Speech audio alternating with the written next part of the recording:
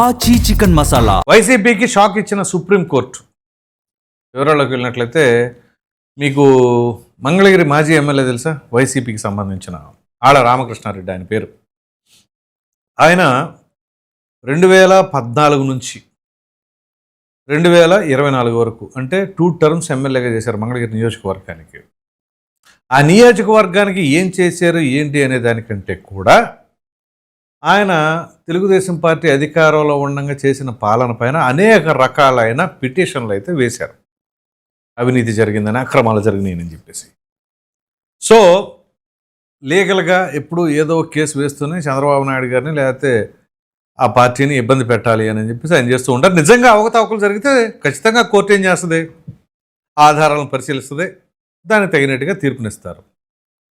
అయితే మంగళగిరి మాజీ ఎమ్మెల్యే వేసిన ఒక పిటిషన్ అయితే సుప్రీంకోర్టు కూడా డిస్మిస్ చేసింది. ఇంతకీ ఏంటి ఆ పిటిషన్, దేనికి సంబంధించిందంటే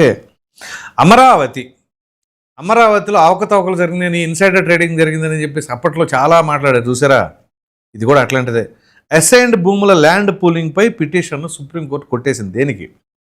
ఆళ్ళ రామకృష్ణారెడ్డి దాఖలు చేసిన పిటిషన్ను సిజేఐ డిస్మిస్ చేశారు.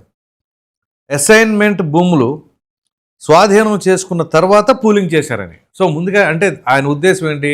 అసైన్డ్ ల్యాండ్స్ ఉంటాయి కదా, ఆ అసైన్డ్ ల్యాండ్స్ అన్నీ కూడా స్వాధీనం చేసేసుకుని వీళ్ళు ఆ తర్వాత ల్యాండ్ పూలింగ్ చేశారు అని చెప్పేసి ఆళ్ళ రామకృష్ణారెడ్డి ఆరోపణ.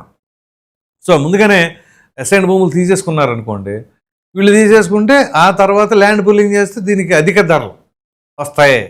ఆ తరహాలో ఇన్సైడర్ ట్రేడింగ్ అని కూడా దీన్ని కూడా ఒక విధంగా ఆ ఉద్దేశంతో అనొచ్చు.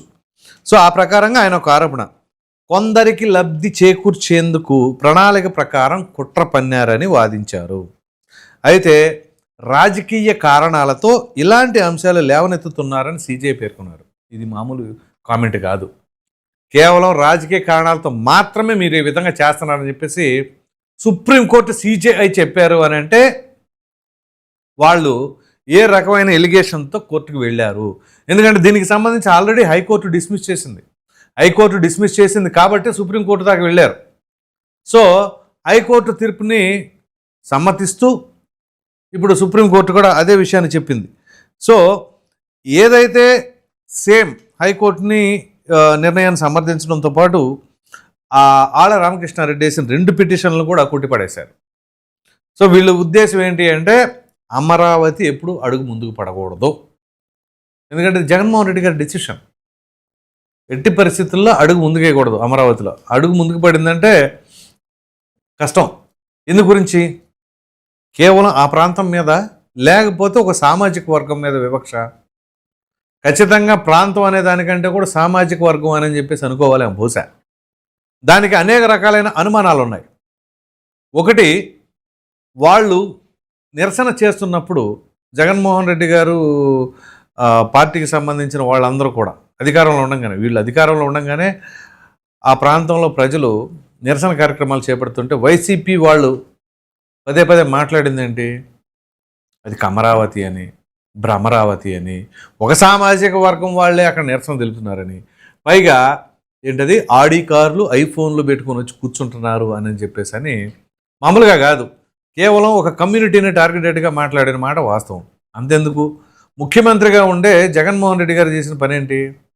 అప్పుడు ఎలక్షన్ కమిషనర్గా ఉన్నటువంటి నిమ్మగడ్డ రమేష్ కుమార్ గారిని ఆయన ఉద్దేశించి నువ్వు కమ్మబుద్ధి చూపిస్తున్నావు అని చెప్పేసి డైరెక్ట్గా ఆయన్నే అటాక్ చేశారు. అంటే ఒక ముఖ్యమంత్రి స్థానంలో ఉండి ఒక సామాజిక వర్గం వాళ్ళని టార్గెట్ చేసి మాట్లాడతామంటే ఇంతవరకు చరిత్రలో ఏ ముఖ్యమంత్రి చేయలే. నాట్ ఓన్లీ ఆంధ్రప్రదేశ్, ఒక తెలుగు వాళ్ళే కాదు, మన దేశంలో ఉన్నటువంటి ఆయా భాషలకు సంబంధించిన ఆయా రాష్ట్రాల్లో ఏ ముఖ్యమంత్రి కూడా ఒక సామాజిక వర్గాన్ని టార్గెట్ చేసి మాట్లాడలే. For the first time in history Jaganmohan Reddy గారే ఈ రకంగా కమ్మ సామాజిక వర్గం కమ్మబుద్ధి చూపిస్తున్నారు అని చెప్పేసి మాట్లాడారు. అంటే సో ఆయన ప్రాంతీయం మీద ఉన్నటువంటి వివక్ష కంటే కూడా సామాజిక వర్గం మీద ఉన్నటువంటి ద్వేషం అనో ఇంకోటనో అనుకోవాలి. అంతెందుకు, మీరు చూస్తే మన గుడివాడకు సంబంధించిన మాజీ ఎమ్మెల్యే కొడాలి నాని అదే సామాజిక వర్గం, కానీ ఆయన టార్గెట్ ఎప్పుడు కూడా చంద్రబాబు నాయుడు అండ్ లోకేష్ అదే దూరంలో ఉండాలి. అందు గురించే వాళ్ళని దగ్గర పెట్టుకుంటూ ఉంటారు. కానీ క్యాబినెట్లో తొలిసారిగా ఆ సామాజిక వర్గానికి సంబంధించి ఒక్కరికి కూడా మంత్రి పదవి లేకుండా ఉంది జగన్మోహన్ రెడ్డి గారి ప్రభుత్వంలోనే. తొలి క్యాబినెట్లో కొడాలి నానికి ఇచ్చారు, రెండో క్యాబినెట్కి వచ్చేసరికి ఎవరికి లేదు.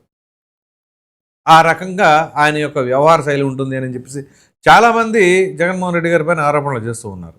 ఇప్పుడు దానికి తగినట్టుగానే ఈ కేసులు వేయటం కావచ్చు, అడుగు ముందుకు పడనీయకుండా ఉండడం కావచ్చు, అధికారంలో ఉండగా సిఆర్డీఏని రద్దు చేయడం కావచ్చు, చివరికి కోర్టు చీవాట్లు పెట్టేసరికి మరలా దాన్ని పునరుద్ధరించవలసి వచ్చింది. అలాంటి పరిస్థితి. సో అన్నీ ఎక్కడికక్కడ R5 జోన్లోనే పేదలకు ఇళ్ళు ఇస్తానని చెప్పేసి మళ్ళీ అదొక కొత్త స్టోరీ. సో ఈ రకమైన పరిస్థితులు తీసుకొచ్చి గందరగోళంలో చేయాలి అనేది. సో అమరావతిలో ఏది సజావుగా నడవకూడదు. ఇప్పటికీ అదే స్టాండ్ మీద ఉన్నారు ఆ పార్టీ వాళ్ళు. అది గెలుపు సాధించినప్పుడు అదే పరిస్థితి, ఘోర ఓటమి కూడా కాదు, కనీసం ప్రతిపక్ష హోదా కూడా లేని సమయంలో అటువంటి పరిస్థితికి వస్తే మనం ఎందుకు ఈ స్టేజ్కి వచ్చామని పునర్సమీక్షించుకొని, అలా కాదు ఆ తప్పులు సరిదిద్దుకుంటే తప్పే ఉంటుంది. కానీ అసలు ఏ కోసైనా కూడా వాళ్ళు ఆలోచన చేయకుండా ఇదిగో ఇలాంటి పిటిషన్లు వేసి ఆ పిటిషన్లన్నీ కూడా సుప్రీంకోర్టులో డిస్మిస్ చేశారు అని అంటే, ఇప్పుడు ఆ వేసిన ఆయన ఆళ్ల రామకృష్ణారెడ్డి గారు ఆ పిటిషన్ వేసినప్పుడు చాలా యాక్టివ్గా ఉన్నారు ఆయన. ఇప్పుడు అసలు ఆయన ఎక్కడున్నారో తెలీదు.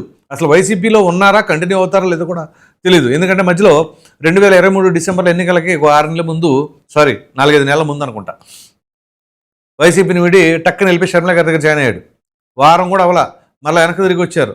సో ఆయన ఎందుకు వెళ్ళాడు, ఎందుకు వచ్చాడు అనే సంగతి అందరికి క్లారిటీ ఉంది. సో అటువంటి ఆయన ఇప్పుడు మొన్న ఎన్నికల్లో టికెట్ ఎట్లాగా ఇవ్వలేదు. ఎందుకంటే సడన్గా బీసీలు అని గుర్తొచ్చారు జగన్మోహన్ రెడ్డి గారికి. మంగళగిరిలో బీసీలు ఎక్కువ ఉన్నారని. 2014లోను 19లో లేరేమో బహుశా. అందుకనే అప్పుడు బీసీలు లేరు కాబట్టి ఆళ్ల రామకృష్ణారెడ్డికి ఇచ్చారు. 2024 వచ్చేసరికి బీసీలు గుర్తొచ్చేసారు. మంగళగిరిలో చాలా సడన్గా బీసీలు ఎక్కడి నుంచి వచ్చారు, కానీ మంగళగిరి మొత్తం బీసీలు ఉన్నారట, అది బీసీల సీట్ అని చెప్పేసి అప్పుడు ఆ రకంగా వాళ్ళకి ఇచ్చేశారు. అందుకని ఆళ్ల రామకృష్ణారెడ్డి గారికి ఇవ్వలేదని చెప్పేసి అన్నారు. చివరికి ఇప్పుడు ఆళ్ల రామకృష్ణారెడ్డి గారు ఎక్కడ ఉన్నారా అని అంటే మరి ఆ పార్టీలో యాక్టివ్గా ఉన్నట్లేం కనిపించట్లేదు. సో మొత్తానికే ఆయన వేసిన పిటిషన్లో ఆయన చేసిన పోరాటం వృద్ధా. అది పరిస్థితి. సో దీనిపైన మీరేమనుకుంటున్నారు అనే అభిప్రాయాన్ని అయితే కామెంట్ సెక్షన్లో తప్పకుండా తెలియజేయండి. Thank you.